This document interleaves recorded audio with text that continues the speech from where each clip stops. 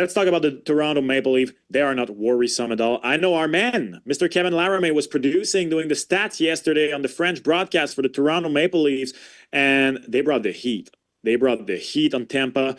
It was a weird game for Andrei Vasilevsky because I felt like in the first period, he really held things together for Tampa, and then it all went downhill from there. Willie Nylander looking good. The Leafs are looking good. I was really looking forward to that game, Daph, because the Leafs failed that first test against the New York Rangers last weekend. Mm-hmm. And I loved the way they bounced back against the Tampa Bay Lightning. I just said how, as of right now, the Dallas Stars are better than the Edmonton Oilers. Yesterday, the Toronto Maple Leafs showed that they are better as of right now than the Tampa Bay Lightning. Obviously, in that case, a very big asterisk because, yes, Steven Stamkos is gone. I don't care.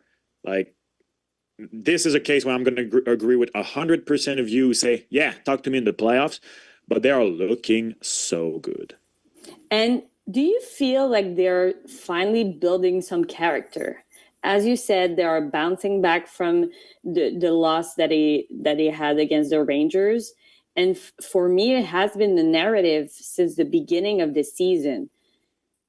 I've told you last week, I really like what I've seen from Berube era, as he is demanding greatness, and it's showing up. And I feel that they're building characters, along the season to prepare to come in the playoffs, ready to show some character. Because this, we forget when we say, "Oh, these are good teams," and I don't care about the season. I care about what they're going to do in the playoffs. But here's the thing: you're building what you're going to do in the playoffs during the season. So for me, it seems like a big shift on the narrative for the Maple Leafs. Yeah, I love how much they're doing well. So Mitch Marner's contract isn't even a talking point right now. Austin Matthews, only 3 goals isn't the talking point right now. But to me, I've always been a big Will Nylander fan. And we talked last week about Elias Pettersson not showing up to that contract. And so far, Will Nylander is proving that he's deserving of that contract.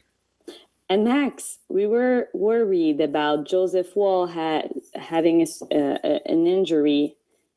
Anthony Stolarz is stealing the show there.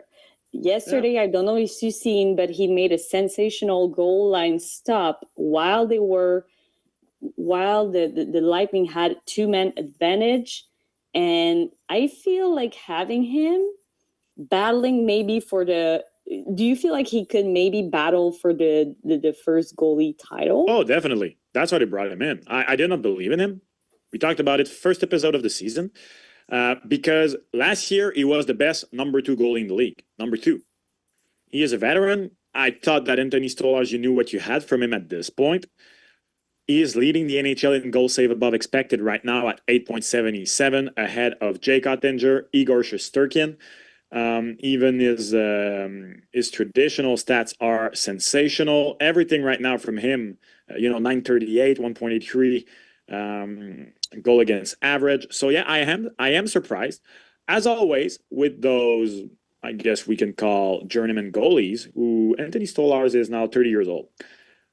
With such journeyman players this deep in their career, I've always said that the difference nowadays, there used to be a time when, yes, Martin Brodeur played, I think he once played 75 games in the season, and I want to say he once played even more than that. But it was because, first, the time changed, and they were physically able to do it because of the tier and the grind of an NHL season wasn't the same. But also it was because Martin Brodeur's backup were not on Martin Brodeur's level, not even close. Nowadays, number 2 goalies, they're good. But can they do it for 20 or 50 or 40? And that's what I want to see from Stolarz, because the most games he's ever played in the season is 28 back in 01-02. I just saw the stat, Mike. I'm in awe.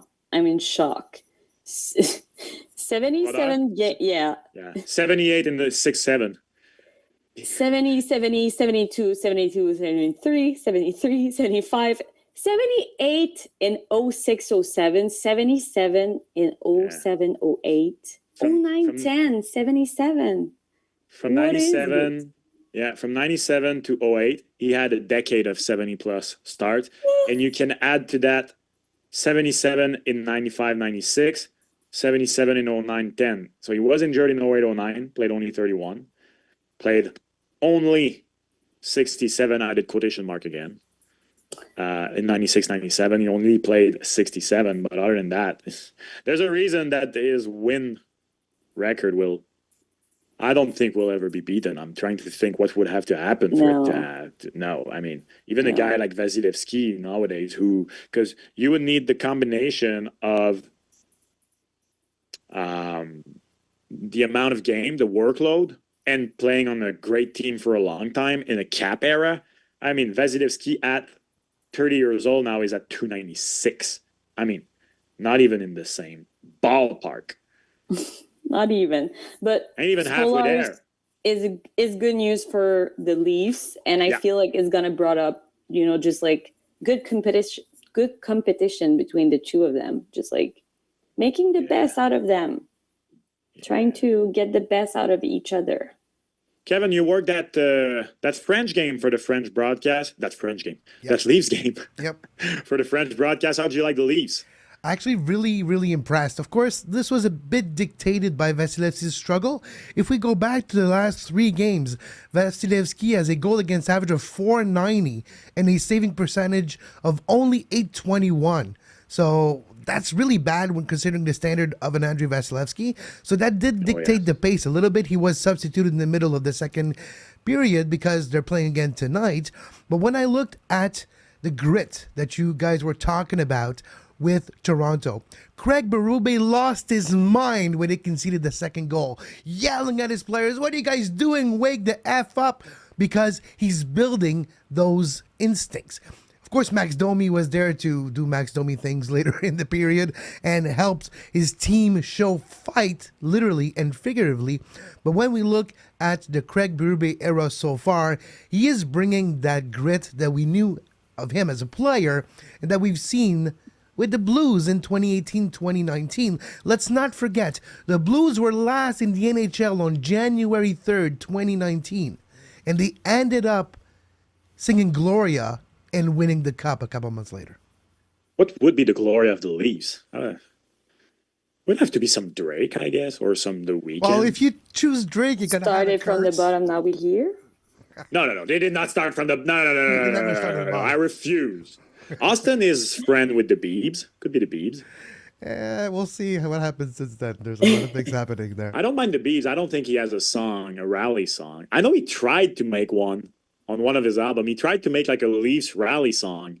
I'm not big enough on his catalog. It was the kind of a greenish album just before, or I think it was the one with Peaches on it. Anyways, we're not gonna have a Justin Bieber discussion. All respect to the Biebs, but let's not go there. The Leafs are good. The Leafs are very, very good. You might need some Tragically Hip or something a bit more like from the Canadiana, if we talk about Americana, like Canadiana maybe, but we'll see. I would go I for some wanna Billy see. Talent. I'm curious, people from Toronto who are listening, what would be the song that you would rally up behind the Leafs playoffs run to the cup? I'm going with some Billy Talent. Let's go. Show some Toronto love and let's put some Billy Talent on it. I have not decided which one yet. I will get back to you on Friday with this.